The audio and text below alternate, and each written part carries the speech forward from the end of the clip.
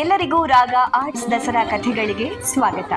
ಇವತ್ತು ನವರಾತ್ರಿಯ 7ನೆಯ ದಿನ, ಪಾರ್ವತಿ ದೇವಿಯ 7ನೇ ಅವತಾರವಾದ ಕಾಳರಾತ್ರಿಯ ಅವತಾರ ವಿಶೇಷತೆಯನ್ನ ಇವತ್ತು ತಿಳ್ಕೊಳ್ಳೋಣ.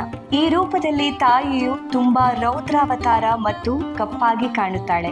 ಹೆಸರೇ ಹೇಳುವಂತೆ ಇದು ತಾಯಿಯ ಕರ್ಗತ್ತಲು ಸಮಯದ ರೂಪವಾಗಿದೆ. ಶುಂಭ ನಿಶುಂಭ ಅನ್ನೋ ರಾಕ್ಷಸರು ದೇವತೆಗಳಿಗೆ ವಿಪರೀತ ತೊಂದರೆಯನ್ನ ಕೊಡ್ತಾ ಇರ್ತಾರೆ.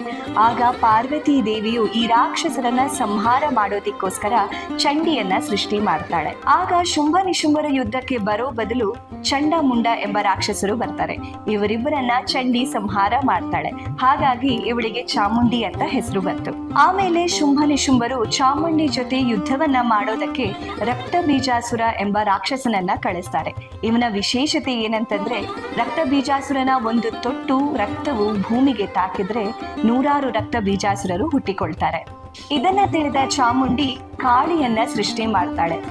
ರೌದ್ರಾವತಾರ ಮತ್ತು ತುಂಬಾ ಉಗ್ರ ರೂಪದಲ್ಲಿರುವ ದುರ್ಗಾದೇವಿಯು ಕಾಳರಾತ್ರಿಯ ರೂಪ ಧಾರಣೆಯನ್ನ ಮಾಡಿ ಬಂಗಾರದ ಮೈ ಬಣ್ಣದ ಚರ್ಮವನ್ನ ಕಿತ್ತು ಹಾಕಿ ರಕ್ತ ಬೀಜಾಸುರನ ವಿರುದ್ಧ ಯುದ್ಧಕ್ಕೆ ಹೊರಡ್ತಾಳೆ. ಯುದ್ಧವನ್ನ ಮಾಡುವಾಗ ರಕ್ತ ಬೀಜಾಸುರನ ರಕ್ತ ಭೂಮಿಗೆ ತಾಗುವಾಗೆಲ್ಲ ಕಾಳಿ ದೇವಿಯು ತನ್ನ ನಾಲಿಗೆಯನ್ನ ಉದ್ದಕ್ಕೆ ಚಾಚಿ ರಕ್ತ ಬೀಜಾಸುರನ ರಕ್ತ ಭೂಮಿಗೆ ತಾಗದಂತೆ ನೋಡ್ಕೊಳ್ತಾಳೆ. ಹೀಗೆ ಚಂಡಿ ಮತ್ತು ಕಾಳಿ ರಕ್ತ ಬೀಜಾಸುರನನ್ನ ಸಂಹಾರ ಮಾಡ್ತಾರೆ.